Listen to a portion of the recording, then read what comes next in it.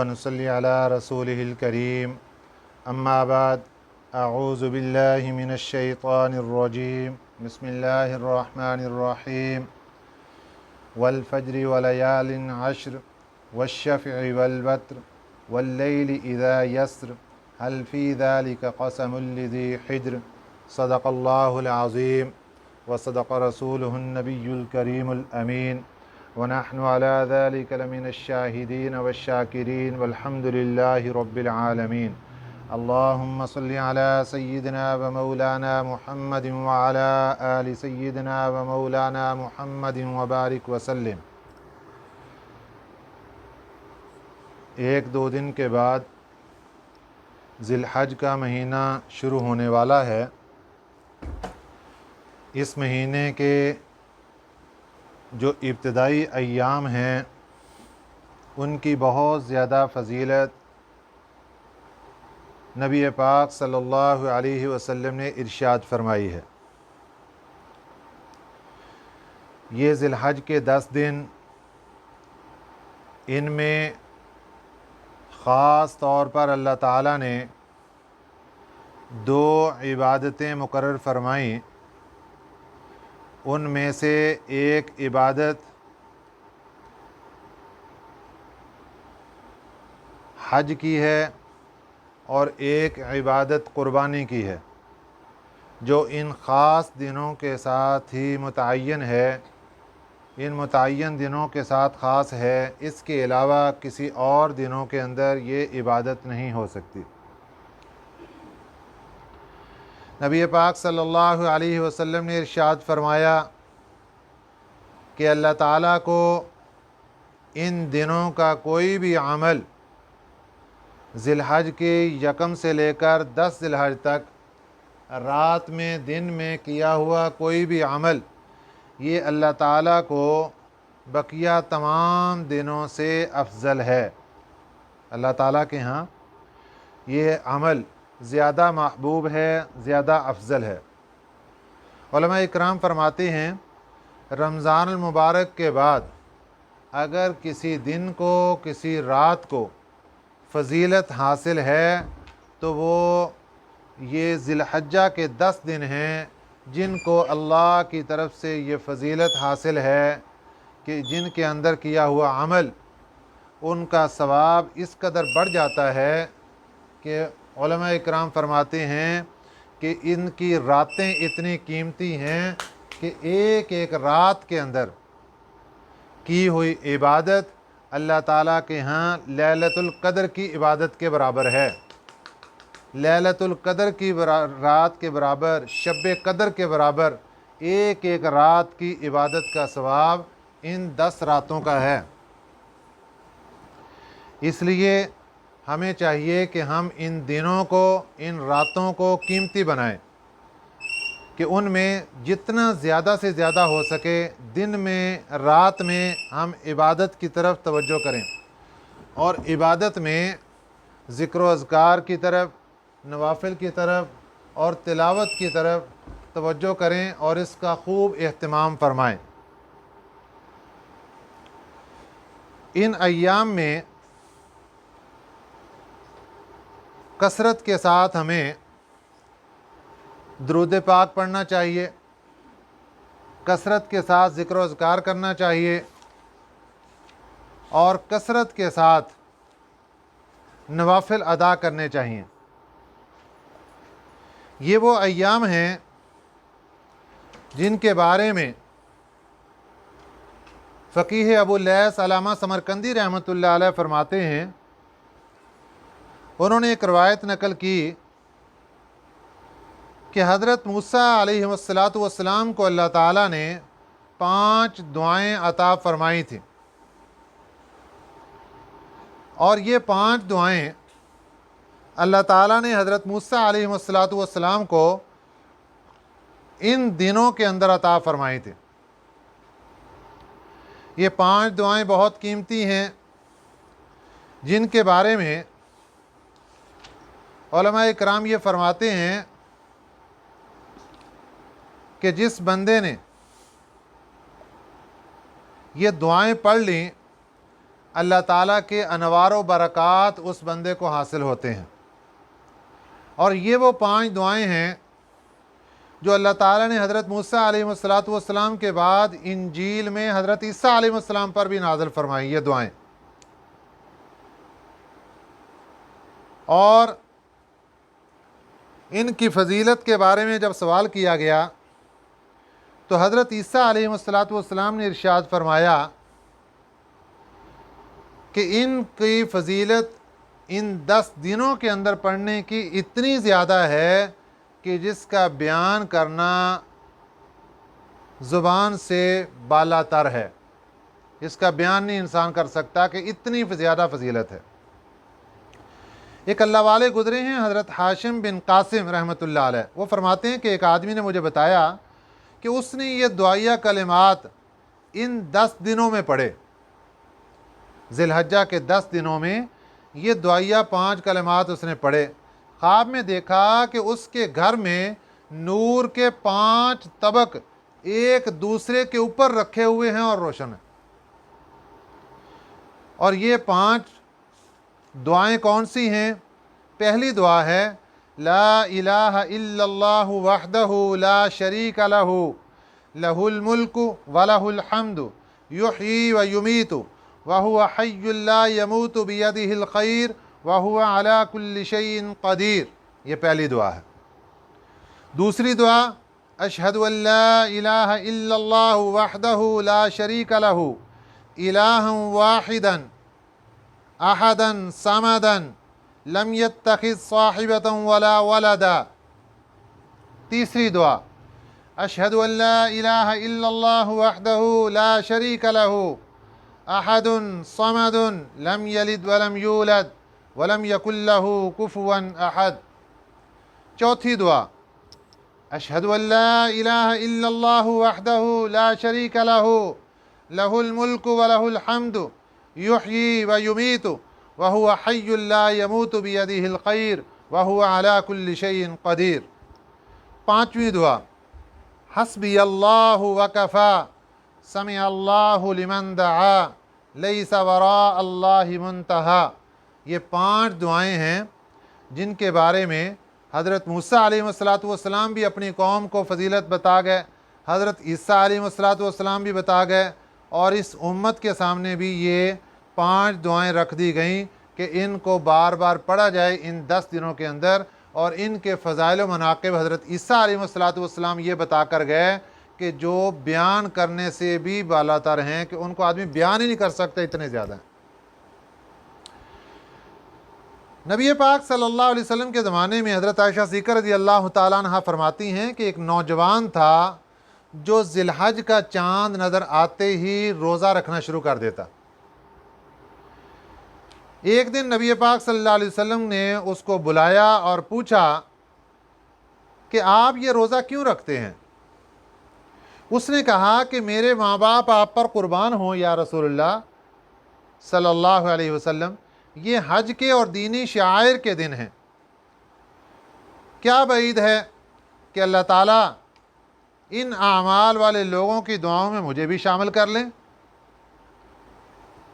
یعنی میں جو اپنے اندر وسعت اور طاقت ہے اس کے مطابق روزہ رکھ کے اللہ کو راضی کر لوں، حج پر نہیں جا سکا تو روزہ رکھ کے اللہ کو راضی کر لوں۔ تو اس لیے مجھے اللہ سے رحمت کی امید ہے کہ اللہ تعالیٰ مجھے بھی ان لوگوں کی دعاؤں میں شامل فرما لے گا۔ نبی پاک صلی اللہ علیہ وسلم نے ارشاد فرمایا کہ تو نے جو روزہ رکھا ہے اس ایک روزے کے بدلے میں تجھے 100 غلام آزاد کرنے کا ثواب ملے گا، تجھے 100 اونٹ قربان کرنے کا ثواب ملے گا، تجھے ایک روزے کے بدلے میں 100 گھوڑے مجاہدین کو سواری کے لیے دینے کے لیے اجر کا ثواب ملے گا۔ یہ 1 ذی الحج سے لے کر 7 ذی الحج تک یہ ثواب ایسے ہی رہے گا۔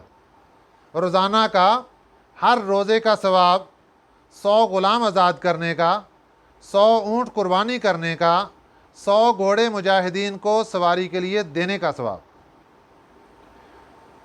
جب 8ویں تاریخ آئے گی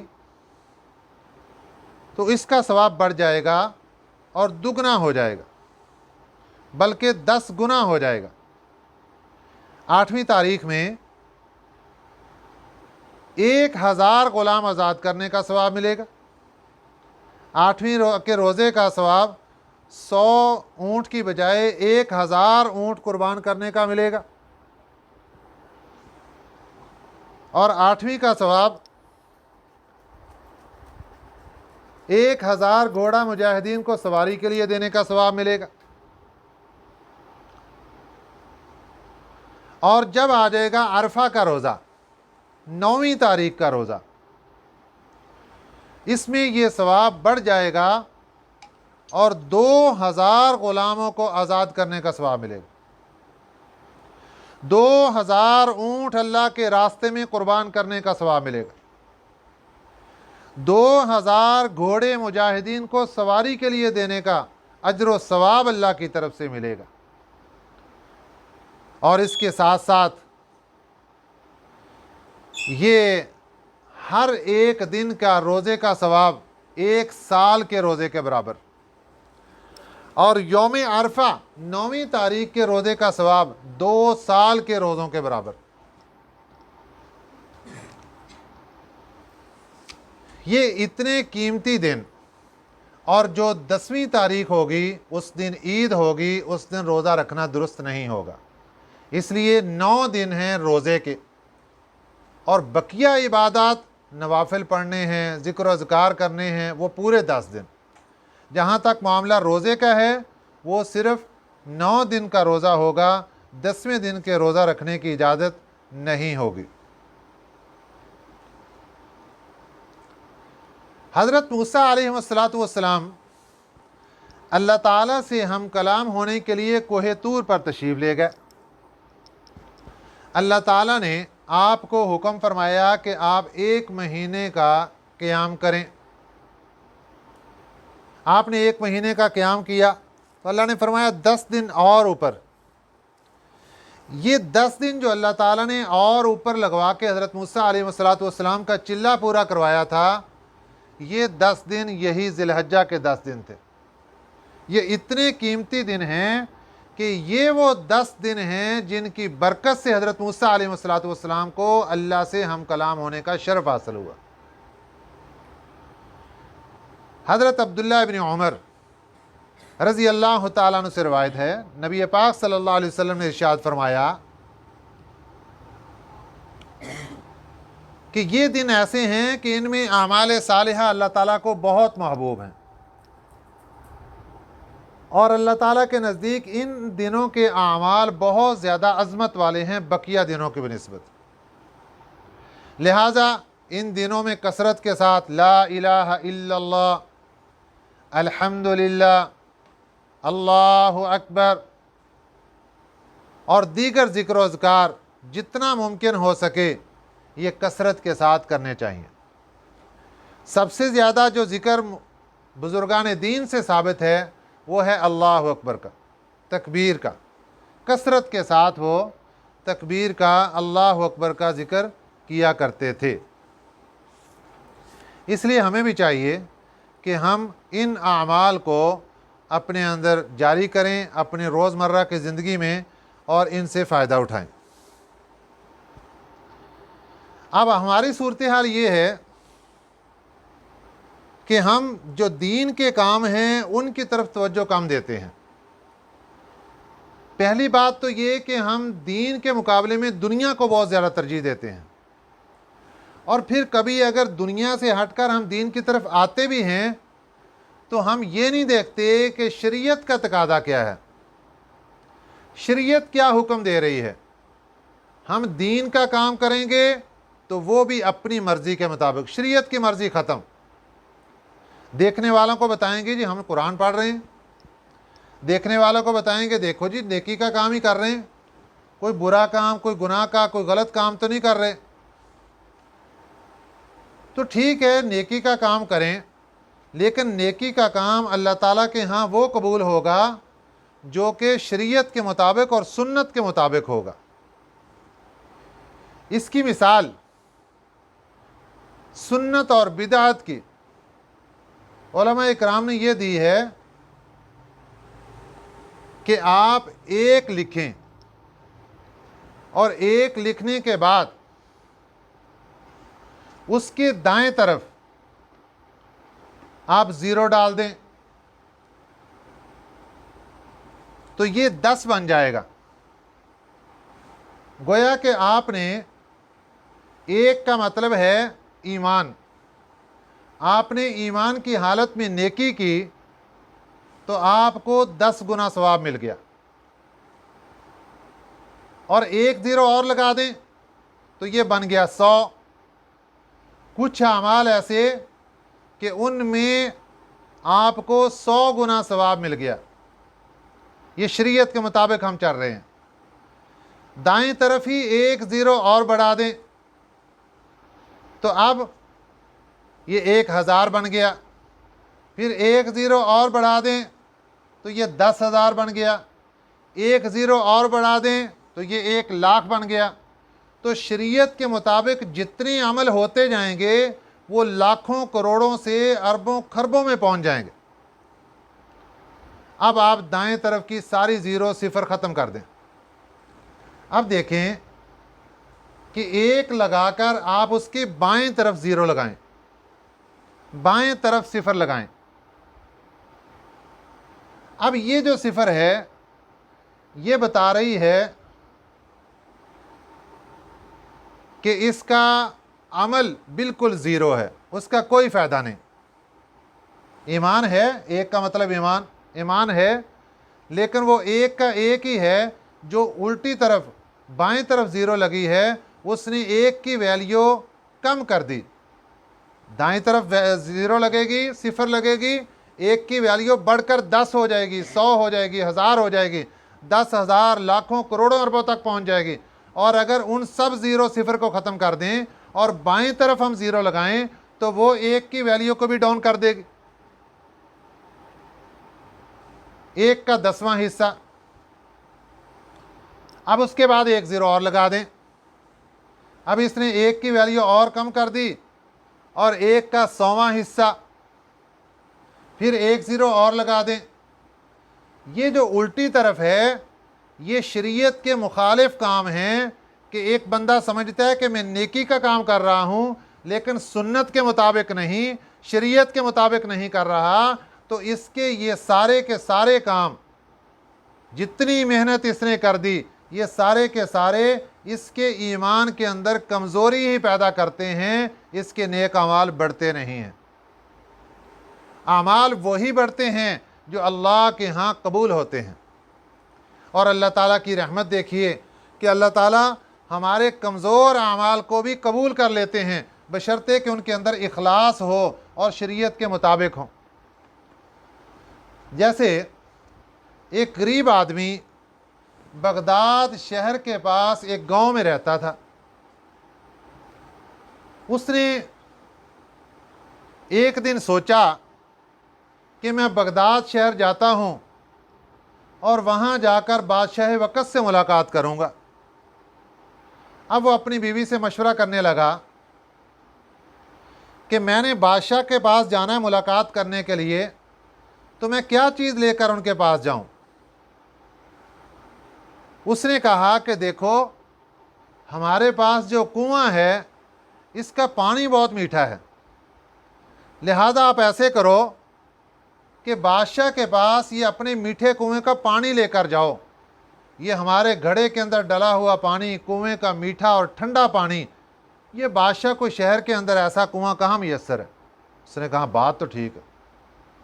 اب اس نے وہ اپنے گھر کے کنویں کا پانی گھڑے کے اندر بھرا، وہ ٹھنڈا ہو گیا، اس نے اس گھڑے کو اٹھایا اور چل پڑا۔ بغداد شہر بہت دور تھا۔ اب اس زمانے کا سفر بھی پیدل یا اونٹ یا کسی سواری پر تھا، سواری غریب بندہ تھا، سواری تھی نہیں، پیدل چل پڑا۔ اب راستے کی گرد و غبار، مٹی ساری گھڑے کے اوپر اور اس کے اندر بھی جا رہی ہے، اور عجیب صورتحال پیدا ہو گئی۔ آخر کچھ دنوں کے بعد یہ چلتا ہوا یہ پہنچا بغداد شہر میں۔ بادشاہ کے دربار میں حاضری چاہی، وہ بادشاہ لوگ بھی بڑے نیک ہوتے تھے، وہ حوصلہ افزائی کرتے تھے غریبوں کی۔ اس نے جب بادشاہ کے سامنے پیش ہوا تو اس نے کہا بادشاہ سلامت، میں آپ کے لیے ایک تحفہ لے کر آیا ہوں گاؤں سے۔ انہوں نے کہا کیا تحفہ؟ لے آؤ۔ بادشاہ کے سامنے گھڑا رکھ دیا۔ بادشاہ نے دیکھا کہ مٹی کا بھرا ہوا گھڑا ہے، ہر طرف مٹی ہی مٹی۔ کہا کھولو اس کو۔ جب کھولا تو اتنے دنوں کا پانی جو کہ کبھی ٹھنڈا ہو رہا ہے کبھی گرم ہو رہا ہے اور مٹی بھی اس کے اندر بدبو پیدا ہو گئی تھی۔ اب وہاں محل کے اندر بدبو ہی بدبو ہو گئے۔ لیکن بادشاہ نے کیا کیا؟ بادشاہ کہنے لگا کہ ہم آپ کی اس ہدیے کو، اس تحفے کو قبول کرتے ہیں، اور بہت اس کا شکریہ ادا کیا۔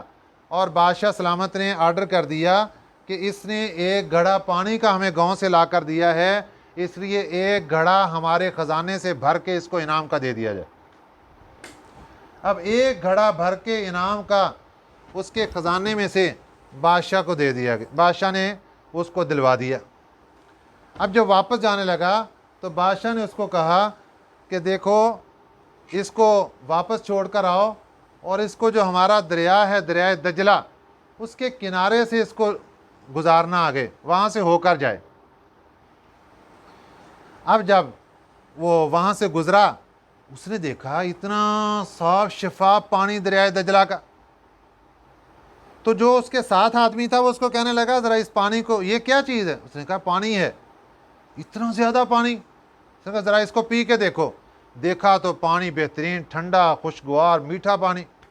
وہ حیران ہو گیا کہ میں سوچتا تھا کہ بادشاہ کے پاس پانی نہیں ہوگا، تو بادشاہ کے پاس تو اتنا بڑا دریا پانی کا چل رہا ہے، لیکن اس نے پھر بھی میرے اس بدبودار گھڑے کو، پانی کو اس نے قبول کر لیا اور مجھے اتنا بڑا انعام دے دیا۔ علماء اکرام اس واقعے کو لکھنے کے بعد فرماتے ہیں کہ ہماری جو عبادتیں ہیں وہ اللہ کے ہیں، بلکہ کبھی شکوہ اور شکایت بھی نہیں آنے دیتے کہ تمہاری عبادتیں کیسی تھیں۔ یہ اللہ تعالیٰ کا انعام دیکھیں۔ لیکن اس میں یہ شرط ہے کہ انسان شریعت کے مطابق عبادت کرے۔ اگر عبادت شریعت کے مطابق ہے تو پھر انسان کو اللہ کی طرف سے اجر و ثواب ضرور ملتا ہے۔ اور دوسری بات یہ ذہن کے اندر رکھیے کہ ان دنوں کے اندر باقی بھی عبادت کے ایام ہیں یہ، اور سب سے بہترین جو اللہ کے نزدیک قبول شدہ عمل ہے وہ ہے حج کرنا۔ ان دنوں کے اندر جس کو اللہ نے توفیق دی ہو وہ حج کرے، اور جس کو توفیق حج کی نہیں ہے وہ قربانی ضرور کرے۔ اور قربانی کے بارے میں یہ مسئلہ یاد رکھیں کہ قربانی حضرت ابراہیم علیہ السلام کی سنت ہے، اور اس امت کے لیے اللہ تعالیٰ نے لازم کر دی۔ اب قربانی وہ عبادت ہے جو ہم اللہ کے راستے میں جانور ذبح کرتے ہیں۔ پچھلے زمانوں میں کچھ لوگ جب بادشاہوں کے پاس ہیرے جواہرات کا تحفہ لے کر آتے تو بادشاہوں کا طریقہ کار یہ تھا کہ وہ اس تحفے پر ہاتھ رکھتے، ہاتھ رکھنے کے بعد ہاتھ اٹھا لیتے، پھر کہتے دیکھو بھائی ہم نے یہ قبول کر لیا۔ ہاتھ رکھنے کا مطلب ہوتا تھا کہ ہم نے یہ تحفہ ہدیہ قبول کر لیا۔ اب اس کے بعد وہ تحفہ لانے والوں کو ہی واپس ہدیہ کر دیا جاتا کہ یہ ہماری طرف سے اب آپ کو ہدیہ دے دیا گیا، ہم نے آپ کا ہدیہ قبول کیا اور یہ ہدیہ آپ کو دے دیا۔ بعینی ہی یہی معاملہ قربانی کے اندر ہے۔ قربانی کا جانور اللہ کے راستے میں ہم لٹاتے ہیں، اس کو ذبح کرتے ہیں۔ فرمایا نبی پاک صلی اللہ علیہ وسلم نے کہ قربانی کے جانور کا ایک قطرہ ابھی نیچے نہیں گرتا کہ اللہ اس کی برکت سے قربانی کرنے والے کے سارے گناہ ختم فرما دیتے۔ صغیرہ گناہ معاف، کبیرہ گناہ توبہ کرنے کی ضرورت۔ اور اللہ تعالیٰ قرآن پاک میں ارشاد فرماتے ہیں لن ینال اللہ لحومها ولا دماؤها، کہ یہ جو قرآن پاک، یہ جو قربانی آپ دے رہے ہیں، اس کا نہ تو اللہ کو گوشت پہنچتا ہے اور نہ ہی اس کا خون اللہ کو پہنچتا ہے۔ نہ اللہ کو اس کے خون کی ضرورت، نہ اللہ کو اس کے گوشت کی ضرورت۔ अल्लाह को क्या पहुँचता है? अल्लाह को बंदे की परहेज़गारी, इखलास और तकवा पहुँचता है। जिस परहेज़गारी और तकवे के साथ इंसान ने कुर्बानी की होगी उतना ही उसको अजर व सवाब मिलेगा।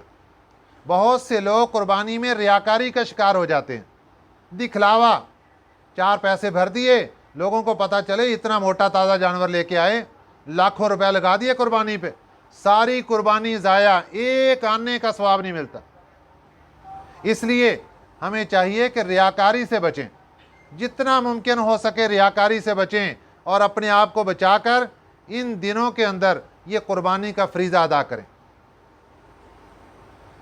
अब ये कुर्बानी का फ़रीज़ा हमने अदा कर दिया, अब इसका अल्लाह ताला का तरीका क्या हुआ कि यूँ समझें कि अल्लाह ने हमारे उस जानवर पर हाथ रख के उसको अपनी बारगाह में कबूल कर लिया और फिर वो गोश्त हमें ही तोहफ़ा दे दिया, लो भाई खुद भी खाओ, रिश्तेदारों को भी खिलाओ, गरीबों को भी खिलाओ। अब हमें ही अल्लाह ताला ने तोहफ़ा दे दिया। इसलिए फरमाया गया कि ये जो ईद का दिन है, बकरा ईद का, और इसके बाद वाले 3 दिन, ये 4 दिन, ये अय्याम तशरीक के, ये अल्लाह की तरफ से मेहमान नवाजी के दिन हैं। लिहाजा इन दिनों में अल्लाह ताला की तरफ से मेहमान नवाजी है और इंसान के लिए हर तरह की अल्लाह ताला की तरफ से मेहमान नवाजी हो रही है। उसको खूब अल्लाह ताला गोश्त खिला रहे हैं, जिसने पूरे साल भी नहीं खाया अल्लाह उसको भी खिला रहे हैं। तो ये अल्लाह ताला की तरफ से मेहमान नवाजी के दिन है। बाकी एक अहम तरीन मसला इसमें ये ज़हन के अंदर रखना कि नबी पाक सल्लल्लाहु अलैहि वसल्लम का फरमान है कि जिस बंदे बंदी ने कुर्बानी करनी है वो यकम ज़िलहज से पहले पहले, ज़िलहज का जो चाँद है वो उसकी रात स्टार्ट हो जाएगी मगरिब की अज़ान के वक़्त। तो मगरिब की अज़ान से पहले पहले उसको चाहिए कि वो अपने नाखन, बाल वगैरह सब बना ले। इन 10 दिनों में नाखन और बाल नहीं काटने चाहिए, ये मुस्तहब अमल है। लेकिन अगर किसी को ज़रूरत पड़ जाती काट लेता तो गुनाहगार नहीं, कुर्बानी पर कोई असर नहीं पड़ता। और ये वो चीज़ें उसके लिए हैं जिसने कुर्बानी करनी है। और ये भी इसलिए हुक्म दिया गया कि ये अमल भी उन हुज्जाज इकराम के साथ जो अल्लाह के दरबार में गए हैं सफ़र करके हज करने के लिए, उनके साथ मुशाबहत के लिए है। तो इसलिए अल्लाह ताला से उम्मीद की जाती है कि जहाँ पर इंसान उन लोगों के साथ जितनी ज़्यादा से ज़्यादा मुशाबहत इख्तियार करेगा तो अल्लाह ताला उनकी दुआओं में ज़्यादा से ज़्यादा हमें शामिल फरमा लेगा। इसलिए हमें चाहिए कि हम उन आमाल को ज़्यादा से ज़्यादा करें जो अल्लाह और उसके रसूल सल्लल्लाहु अलैहि वसल्लम को महबूब हैं। दुआ है कि अल्लाह ताला हमें इन दिनों की कदर करने की तौफीक अता फ़रमाए। आमीन। वमा अलैना इल्लल बलागुल मुबीन।